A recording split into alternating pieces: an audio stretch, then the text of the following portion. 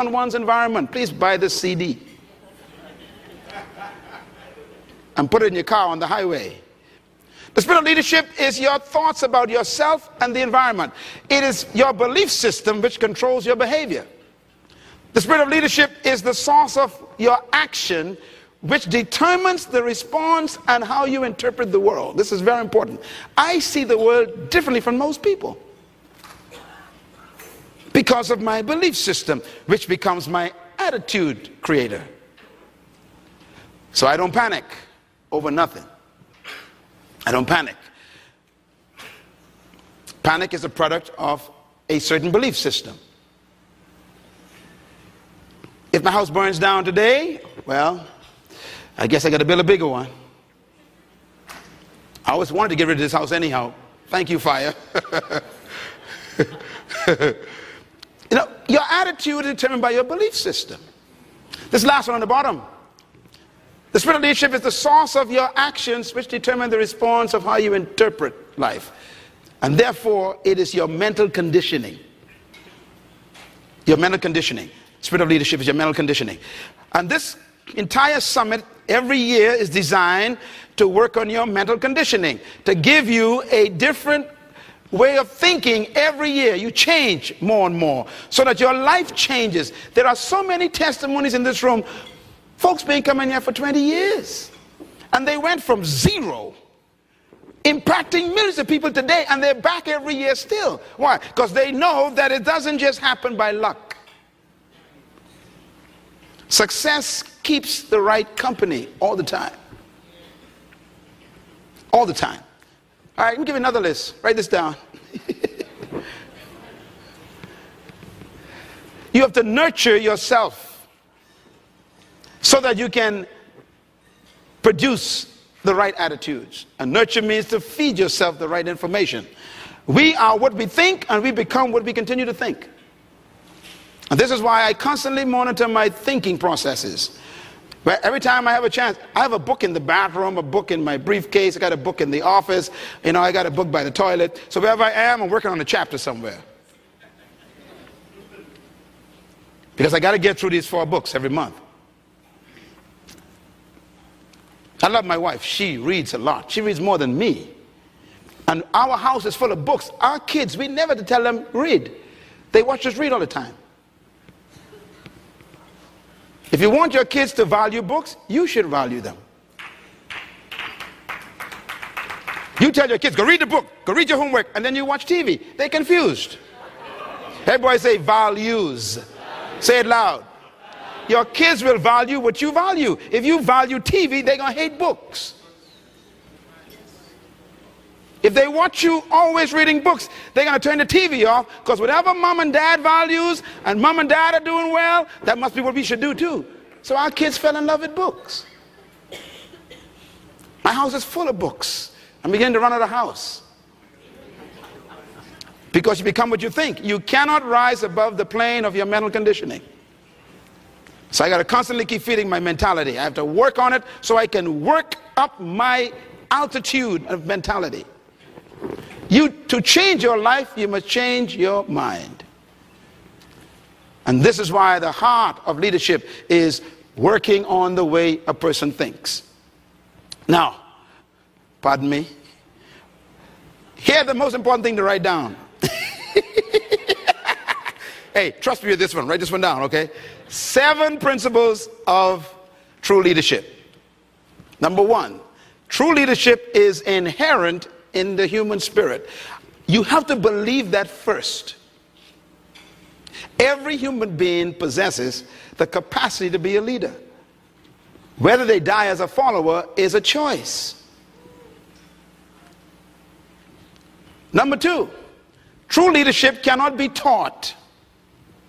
It must be discovered. This is why going to any leadership course or any leadership school doesn't produce leaders.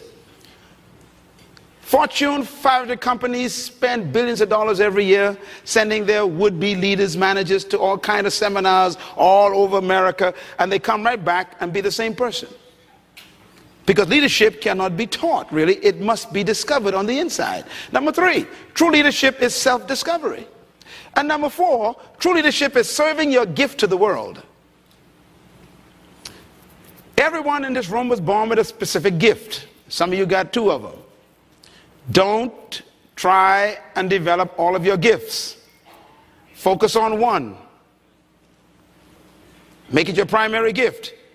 And then refine it. And then serve it to the world. The key to leadership is service.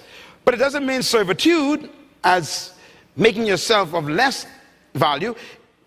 You serve because you have value. It is your gift that makes you valuable, and serving it is your responsibility. And the better you serve your gift, the greater leadership you achieve. That's why Jesus said, the greatest among you is the one who serves everybody. The greatest is the one who serves. The greatest is the one who serves. So whoever can serve that gift more effectively, they become the greatest in the group.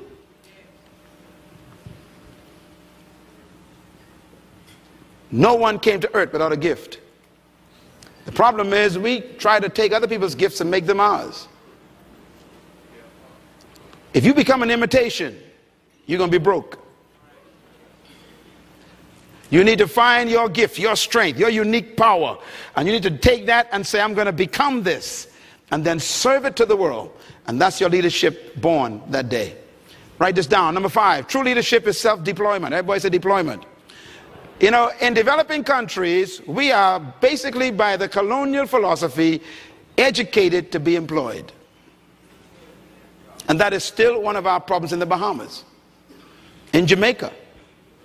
In Barbados, it's heavy there. Trinidad, St. Lucia, St. Thomas, St. Kitts, Grenada, we're suffering from this problem. All over Africa. South America, same problem. Venezuela, just came from there a couple months ago. Same spirit there. Argentina, went down there. Same spirit there in Argentina. I mean, we're all suffering from this mentality of the colonial spirit. And you folks from America who were part of the slave experience, you have the same mentality, still fighting with it. In other words, we've all been taught to be employed, not deployed.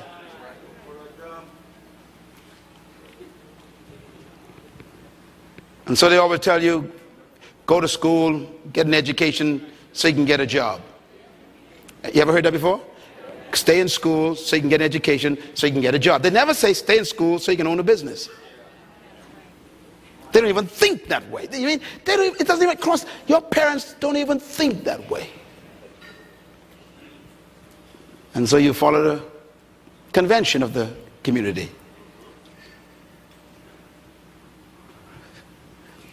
I'll never forget the meeting when I went to Malaysia to speak.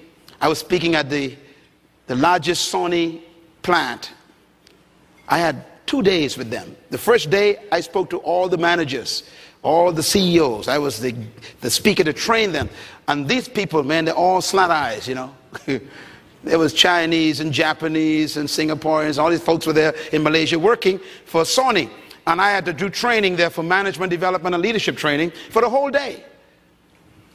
And then the next day, I had to speak to 2,000 of the workers in the plant who were making television. They were producing, you know, CD players. That's where all this stuff comes from. It's the big plant in Malaysia where they make this stuff. And I was there the second day and did training all day. The third day, the president of that particular firm called me up and he says, our CEOs and our executives are so impressed by you, we want to take you for lunch. We want to talk to you some more. So we went to this restaurant, ate stuff I don't want to talk about, and then we sat there. We began to talk, and here I was, you know, in this room with all these multi-millionaires and a few billionaires, and I'm the only black colored guy in the room, man. It was feeling so good.